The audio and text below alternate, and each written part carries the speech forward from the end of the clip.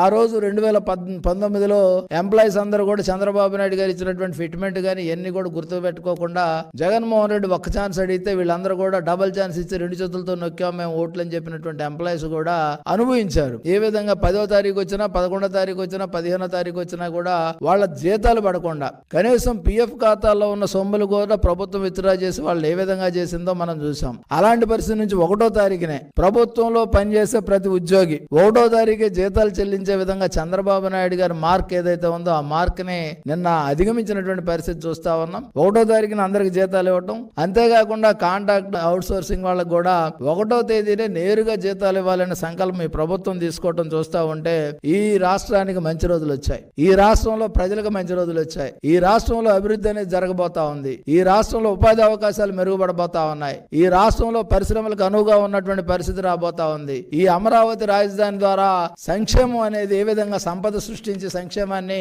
ఏ విధంగా పంచాలనే దానికి తేడా కనపడతా ఉంది. ఒక నేరస్తుడికి అదే విధంగా ఒక నాయకుడికి ఈ రెండింటికి మధ్య ఉన్నటువంటి తేడా ఈ 5 ఏళ్ళు. ఎందుకంటే గతంలో 2019 ముందు అందరూ కూడా జగన్మోహన్ రెడ్డి అయితే బాగుండు అనుకున్నారు. రుచి చూసిన తర్వాత అది చేదా పుల్లనా లేకపోతే ఏ విధంగా ఉందనేది జగన్మోహన్ రెడ్డి పాలన చూసిన తర్వాత తిరిగి చంద్రబాబు నాయుడు గారే కావాలని, ఎందుకంటే చిత్తూరు నుంచి శ్రీకాకుళం దాకా ఒకే మ్యాండేట్ ఇచ్చినటువంటి పరిస్థితి చరిత్రలో ఏ రోజు లేదు. ప్రజల విశ్వాసం నమ్మకాన్ని నిలబెట్టుకుంటూ నిన్న 1వ తారీఖున ఒక శాంపిల్ గా అందరికీ కూడా నిన్న సాయంత్రానికే ఈ పెన్షన్లు చేరవేసేటటువంటి కార్యక్రమం తీసుకున్నారు. అదేవిధంగా ఇంకా మిగిలినవి 1-2 ఏమైనా మిగిలి ఉంటే అవి కూడా ఈ రోజుకి క్లియర్ అయిపోతాయి. అవి కూడా దూర ప్రాంతాల్లో ఉన్న వాళ్ళకి కానీ ఇంటి దగ్గర లేని వాళ్ళకి కానీ వాళ్ళకి ఏదైనా ఆలస్యం అయి ఉండొచ్చు తప్ప వ్యవస్థ ద్వారా ఏ విధమైనటువంటి ఆటంకాలు లేకుండా ఈరోజు జరిపినటువంటి పరిస్థితి చూస్తా ఉన్నాం.